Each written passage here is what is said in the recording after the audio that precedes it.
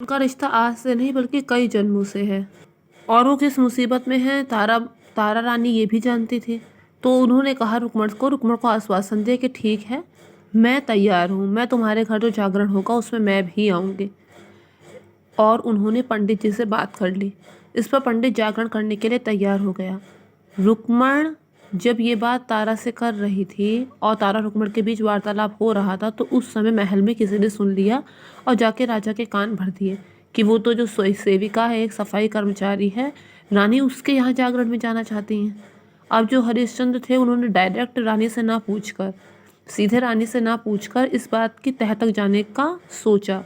तो राजा ने क्या किया, रात्रि में पहले देर तक जागते रहे, फिर जब उन्हें लगा कि उन्हें नींद आ जाएगी तो उन्होंने अपने हाथ में चीरा लगाया, तलवार से हाथ में चीरा लगाया और उसमें नमक मिर्च बांध ली और पट्टी बांध ली ताकि वो रात भर सो ना पाए।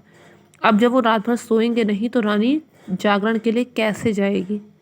इधर रानी असमंजस में थी। उसने सोचा कि जब तक मैं जाऊंगी नहीं वहाँ जागरण शुरू होगा नहीं, वो मेरी राह देख रही होगी और जो राजा है वो सो नहीं रहा। ये उसकी एक बहुत बड़ी परीक्षा थी। रानी ने माता रानी का ध्यान किया और उनसे प्रार्थना की। कुछ ऐसा चमत्कार हुआ कि राजा सो गया और इधर तारा रानी जागरण में गई। इधर जागरण शुरू हुआ, संपूर्ण हुआ, ख़त्म हुआ।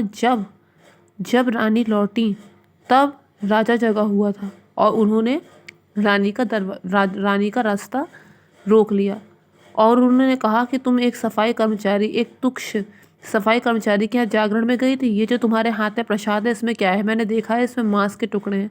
अब जो रुक्मण नीच जाति की थी वो जो खाती थी उसने उसी का प्रसाद चढ़ाया था, तो उसमें वास्तव में मांस के ही टुकड़े थे। अब उसने कहा कि ये दिखाओ, तुम ये मांस के टुकड़े लेकर यहाँ पर आई हो। इस पर तारा ने फिर से माता रानी का ध्यान किया और जैसे ही प्रसाद दिखाया वो प्रसाद जाने कैसे हलवा पूड़ी चना बन गया।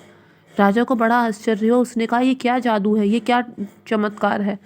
इस पर तारा ने कहा कि ये ना तो कोई जादू है ना ये चमत्कार है, ये माता रानी की महिमा है।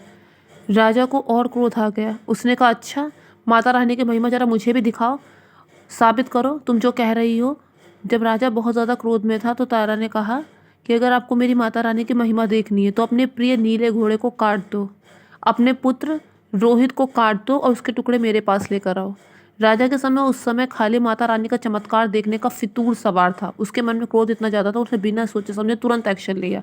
जैसा था तारा ने कहा उसने वैसा ही किया। पहले नीले घोड़े को काट दिया और उसके बाद उसने सोते हुए रोहित को भी काट दिया। उसके बाद वो मांस के टुकड़े लेकर उसके सामने आ गया। अब उसने कहा कि इसे खाओ। तारा ने कहा कि इसे खाओ।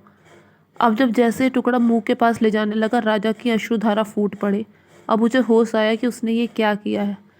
इस पर तारा ने कहा महाराज आप रोइए मत, आपके बेटे रोहित को कुछ नहीं हुआ है, आप जाकर उसे पुकारिए। उसने कहा उसी को तो मैं काट कर लाया हूँ, उसे कैसे नहीं कुछ हुआ है। उसने कहा आप एक बार पुकारिए। तो जैसे उसने वो आवाज़ दी तो रोहित जिंदा होकर वापस आ गया और वो जो प्रसाद था वो हलवा पूड़ी चना बन गया।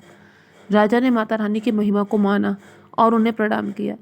तारा और रुक्मण की कहानी इस बात को बताती है कि सब कुछ इंसान के विश्वास पर है, सब कुछ इंसान की श्रद्धा पर है।